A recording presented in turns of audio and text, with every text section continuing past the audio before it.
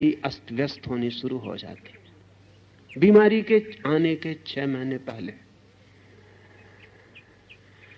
हमारे भीतर जो प्राण शरीर है उसमें पहले बीज रूप में चीजें पैदा होती हैं और फिर वृक्ष रूप में हमारे भौतिक शरीर तक फैल जाती हैं। चाहे शुभ को जन्म देना हो, चाहे अशुभ को, चाहे स्वास्थ्य को जन्म देना हो, चाहे बीमारी को, सबसे पहले प्राण शरीर में बीज आरोपित करने होते। ये जो मंगल की स्तुति है कि अरिहंत मंगल है, ये प्राण शरीर में बीज डालने का उपाय है। क्योंकि जो मंगल है उसकी कामना स्वाभाविक हो जाती है। हम वही चाहते हैं जो मंगल है, जो अमंगल है वो हम नहीं चाहते। इसमें चाह की तो बात ही नहीं की गई है, सिर्फ मंगल का भाव है। अरिहंत मंगल है, सिद्ध मंगल है, साहु मंगल है, केवली पणत्तो धम्मो मंगलम। वो जिन्होंने स्वयं को जाना और पाया उनके द्वारा प्ररूपित धर्म मंगल है। सिर्फ मंगल का भाव। ये जान के हैरानी होगी कि मन का नियम है, जो भी मंगल है ऐसा भाव गहन हो जाए उसकी आकांक्षा शुरू हो जाती। आकांक्षा को पैदा नहीं करना पड़ता, मंगल की धारणा को पैदा करना पड़ता है। आकांक्षा मंगल की धारणा के पीछे छाया की भांति चली आती।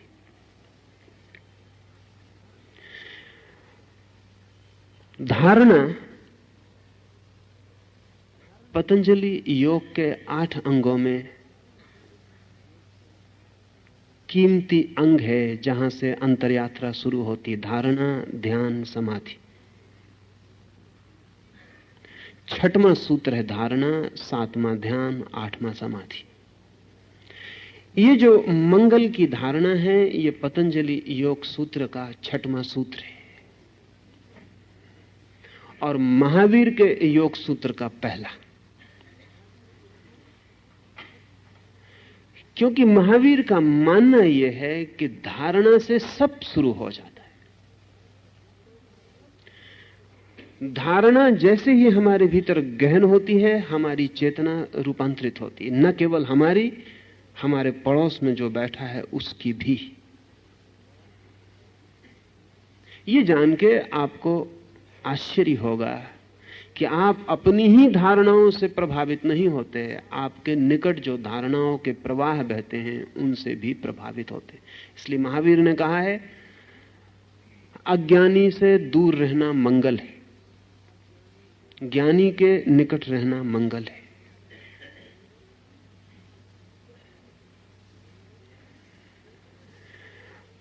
चेतना जिसकी रुग्ण है उससे दूर रहना मंगल है, चेतना जिसकी स्वस्थ है उसके निकट सानिध्य में रहना मंगल है। सत्संग का इतना ही अर्थ है कि जहां शुभ धारणाएं हों उस मिल्यू में, उस वातावरण में रहना मंगल है। रूस के एक विचारक जो अकुपंक्चर पर काम कर रहे हैं, डॉक्टर सिरोव,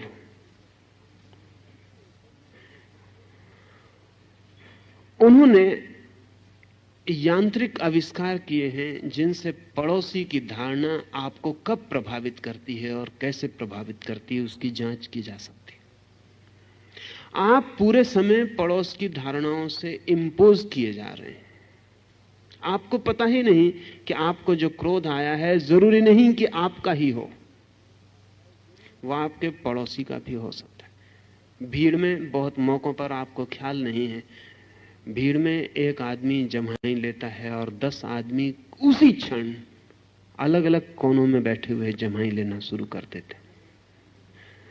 सरों को कहना है कि वो धारणा एक के मन में जो पैदा हुई उसके वर्तुल आसपास चले गए और दूसरों को भी उसने पकड़ लिया। अब इसके लिए उसने यंत्र निर्मित किए हैं जो बताते हैं कि धारणा आपको कब पकड़ती है और कब आप में प्रवेश कर जाती। अपनी धारणा से तो व्यक्ति का प्राण शरीर प्रभावित होता ही है, दूसरे की धारणा से भी प्रभावित होता है। कुछ घटनाएं इस संबंध में आपको कहूं तो बहुत आसान होगा। 1910 में जर्मनी की एक ट्रेन में एक 15-16 वर्ष का युवक बेंच के नीचे छिपा पड़ा है। उसके पास टिकट नहीं है, वो घर से भाग खड़ा हुआ है, उसके पास पैसा भी नहीं है। फिर तो बाद में वो बहुत प्रसिद्ध आदमी हुआ और हिटलर ने उसके सिर पर 2 लाख मार्क की घोषणा की कि जो उसका सिर काट लाए। वो तो फिर बहुत बड़ा आदमी हुआ और उसके बड़े अद्भुत परिणाम हुए, और स्टालिन और आइंस्टीन और गांधी सब उससे मिलकर आनंदित और प्रभावित हुए। उस आदमी का बाद में नाम हुआ वुल्फ मैसिंग। उस दिन तो उससे कोई नहीं जानता था 1910 में। वुल्फ मैसिंग ने अभी अपनी आत्मकथा लिखी है जो रूस में प्रकाशित हुई है और बड़ा समर्थन मिला है। अपनी आत्मकथा उसने लिखी है अबाउट माई सेल्फ। उसमें उसने लिखा है कि उस दिन मेरी जिंदगी बदल गई। उस ट्रेन में नीचे फर्श पर छिपा हुआ पड़ा था बिना टिकट के कारण। मैसिंग ने लिखा है कि वो शब्द मुझे कभी नहीं भूलते, टिकट चेकर का कमरे में प्रवेश, उसके जूतों की आवाज और मेरी सांस का ठहर जाना और मेरी घबराहट और पसीने का छूट जाना ठंडी सुबह, और फिर उसका मेरे पास आके पूछना, यंग मैन योर टिकट। मैसिंग के पास तो टिकट थी नहीं, लेकिन अचानक पास में पड़ा हुआ एक कागज का टुकड़ा, अखबार की रद्दी का टुकड़ा मैसिंग ने हाथ में उठा लिया, आंख बंद की और संकल्प किया ये टिकट है, और उसे उठा के टिकट चेकर को दे दिया। और मन में उसने सोचा कि हे परमात्मा, उसे टिकट दिखाई पड़ जाए। उसने उस कागज को पंक्चर किया, टिकट वापस लौटाई और कहा कि when you have got the ticket why you are lying under the seat.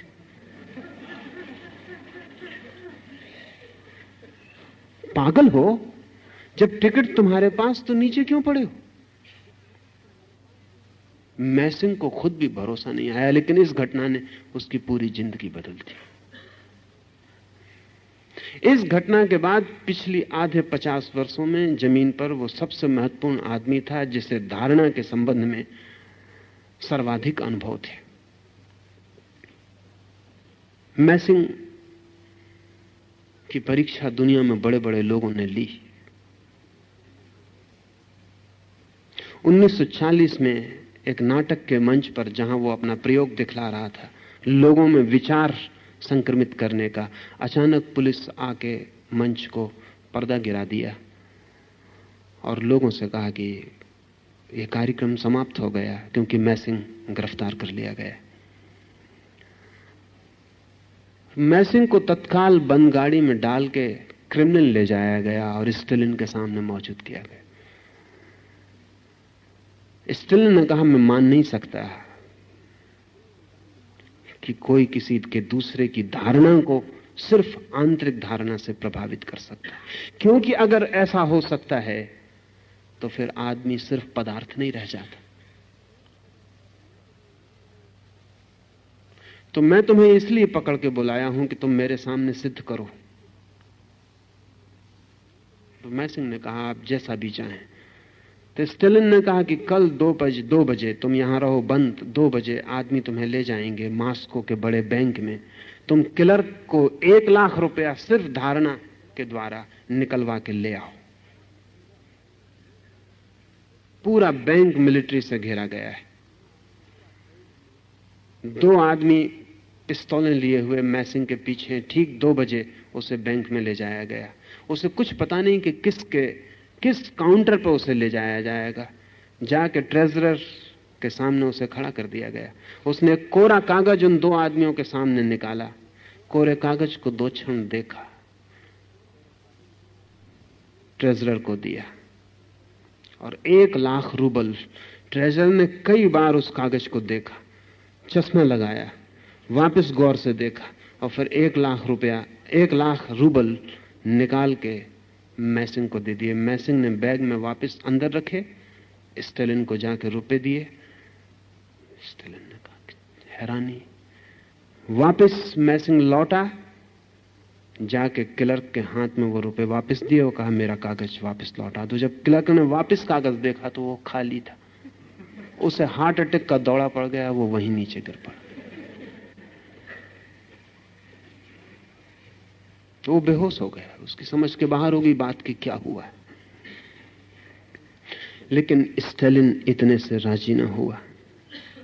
कोई जालसाजी हो सकती है, कोई क्लर्क और उसके बीच तालमेल हो सकता है।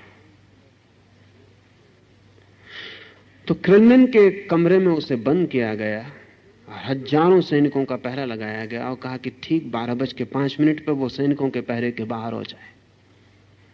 वो ठीक 12:05 पे बाहर हो गया। सैनिक अपनी जगह खड़े रहे, वो किसी को दिखाई नहीं पड़ा। वो स्टालिन के सामने जाके मौजूद हो गए।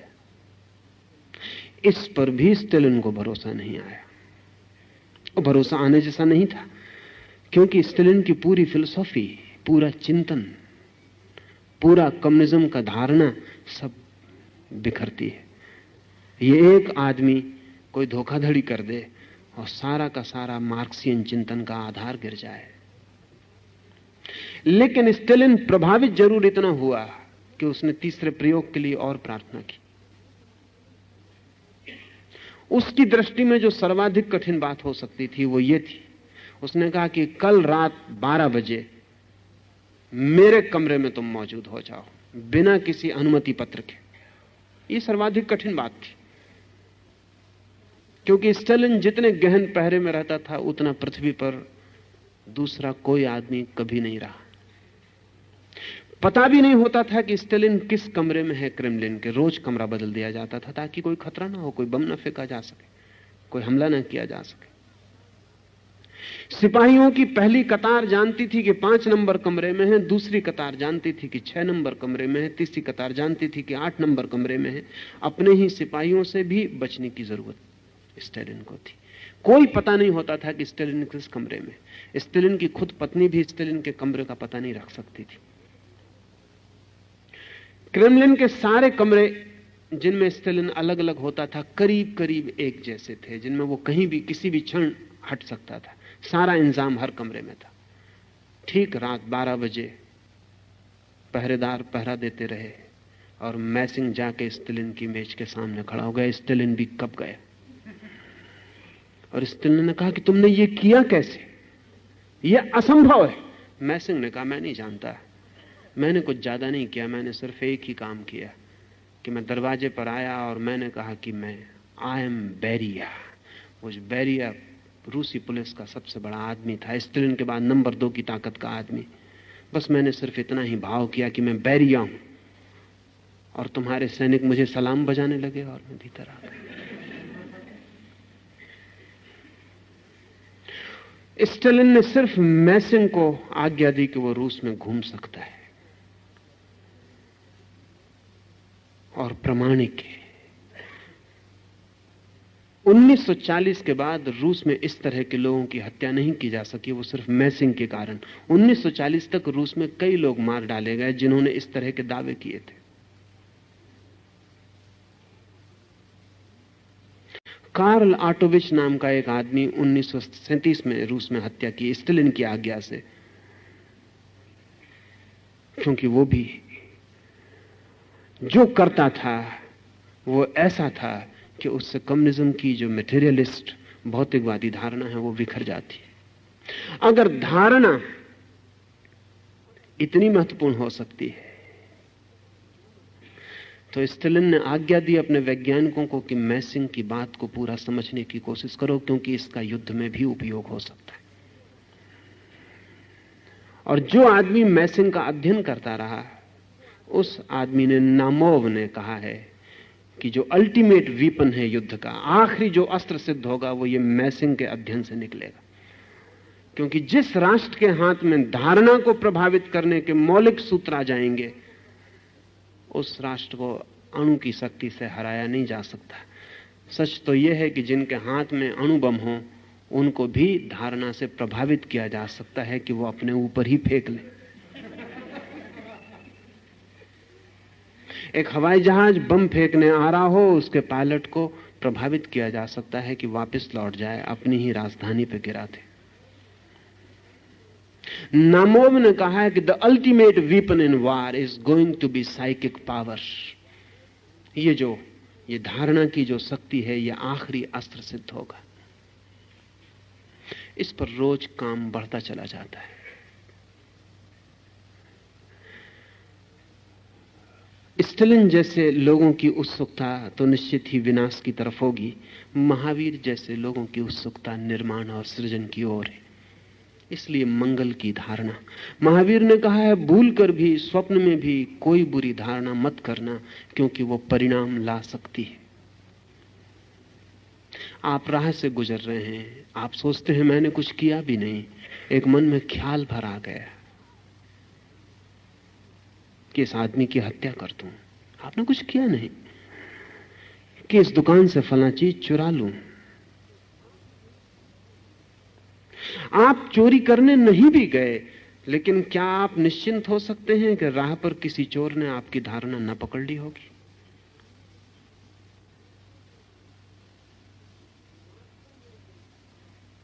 मॉस्को में एक हवा पिछले 2 साल में प्रचलित हुई है कि कोई भी आदमी अपनी गर्दन खुजलाने के पहले चारों तरफ देख लेता है, क्योंकि यह प्रयोग चल रहा है 2 साल से।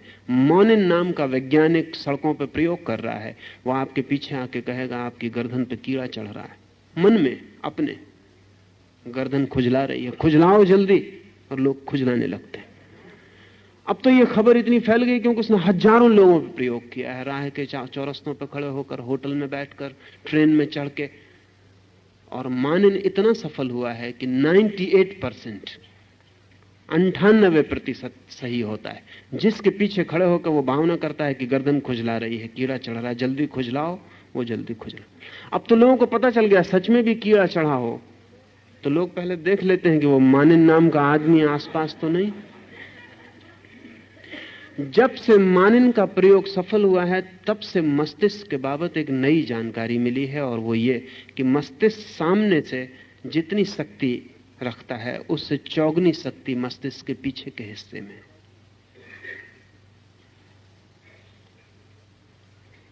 तो पीछे से व्यक्ति को जल्दी प्रभावित किया जा सकता है। सामने सिर्फ एक हिस्सा है, 4 गुना पीछे। और जो लोग, जैसे कि मैसिंग, या कल मैंने आपको कहा नेल्या नाम की महिला जो वस्तुओं को सरका सकती है, इनके मस्तिष्क के अध्ययन से पता चला है कि इनका मस्तिष्क पीछे 50 गुनी शक्ति से भरा हुआ है, सामने 1 तो पीछे 50। योग की निरंतर धारणा रही है कि मनुष्य का असली मस्तिष्क छिपा हुआ पीछे पड़ा है, और जब तक वो सक्रिय नहीं होता तब तक मनुष्य अपनी पूर्ण गरिमा को उपलब्ध नहीं होगा। यह भी हैरानी की बात है कि अगर आप कोई बुरा विचार करते हैं तो प्रकृति का अद्भुत नियम है कि आप मस्तिष्क के अगले हिस्से से करते हैं। मस्तिष्क का प्रत्येक हिस्सा अलग अलग काम करता है। अगर आपको हत्या करनी है तो उसका विचार आपके मस्तिष्क के ऊपरी सामने के हिस्से में चलता है, और अगर आपको किसी की सहायता करनी है तो पीछे अंतिम हिस्से में चलता है। प्रकृति ने इंतजाम किया हुआ है कि शुभ की ओर आपको ज्यादा शक्ति दी हुई है, अशुभ की ओर कम शक्ति दी हुई है। लेकिन शुभ जगत में दिखाई नहीं पड़ता और अशुभ जगत में बहुत दिखाई पड़ता है। हम शुभ की कामना ही नहीं करते, या अगर हम कामना भी करते हैं तो हम तत्काल विपरीत कामना करके उसे काट देते हैं। जैसे एक मां अपने बच्चे के जीने की कितनी कामना करती है, बड़ा हो, जिए, लेकिन किसी क्षण क्रोध में कह देती तू तो होते से ही मर जाता तो बेहतर था। उसे पता नहीं है कि 4 दफा उसने कामना की हो शुभ की, और ये एक दफा अशुभ की, तो भी विषाक्त हो जाता है, सब कट जाती है कामना। महावीर अपने साधुओं को कहते थे, मंगल की कामना में डूबे रहो 24 घंटे, उठते बैठते, श्वास लेते छोड़ते। स्वभावतः मंगल की कामना शिखर से शुरू करनी चाहिए। इसलिए वो कहते हैं अरिहंत मंगल है, वे जिनके आंतरिक समस्त रोग समाप्त हो गए वे मंगल हैं। सिद्ध मंगल हैं, साधु मंगल हैं। और जाना जिन्होंने, जैन परंपरा केवली उन्हें कहती है जो जानने की दिशा में उस जगह पहुंच गए जहां जानने वाला भी नहीं रह जाता, जानी जाने वाली वस्तु भी नहीं रह जाती, सिर्फ जानना रह जाता है, सिर्फ केवल ज्ञान मात्र रह जाता, ओनली नोइंग। केवली जैन परंपरा उसे कहती है जो केवल ज्ञान को उपलब्ध हो गया, मात्र ज्ञान रह गया। जहां ना कोई जानने वाला बचा, जहां मैं का कोई भाव ना बचा, जहां कोई गे ना बचा, जहां कोई तू ना बचा, जहां सिर्फ जानने की शुद्ध क्षमता, प्योर कैपेसिटी टू नो। इसे ऐसा समझें कि हम एक कमरे में दिया जलाएं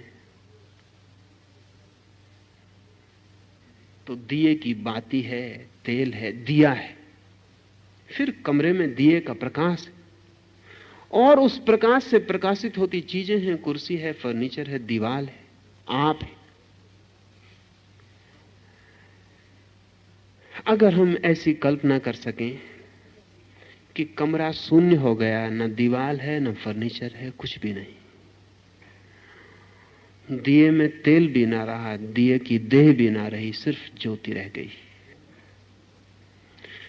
प्रकाश मात्र रह गया, न तो दिया बचा और न प्रकाशित वस्तुएं बची, मात्र प्रकाश रह गया, आलोक, स्रोत रहित, कोई तेल नहीं, कोई बाती नहीं। और ऐसा आलोक जो किसी पर नहीं पड़ रहा है, शून्य में फैल रहा है। ऐसी धारणा है जैन चिंतन की केवली के संबंध में। जो परम ज्ञान को उपलब्ध होता है वहां ज्ञान अकारण हो जाता है, कोई सोर्स नहीं होता। क्योंकि बात बहुत कीमती है।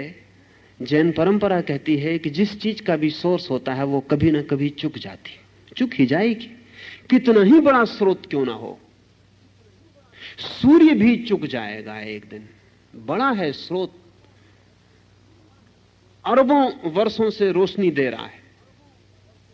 वैज्ञानिक कहते हैं अभी और अंदाजन 4000 5000 साल रोशनी देगा, लेकिन चुक जाएगा। कितना ही बड़ा स्रोत हो, स्रोत की सीमा है, चुक जाएगा। महावीर कहते हैं ये जो चेतना है यह अनंत है, ये कभी चुक नहीं सकती, ये स्रोत रहित है। इसमें जो प्रकाश है वो किसी मार्ग से नहीं आता, वो बस है, इट जस्ट इज।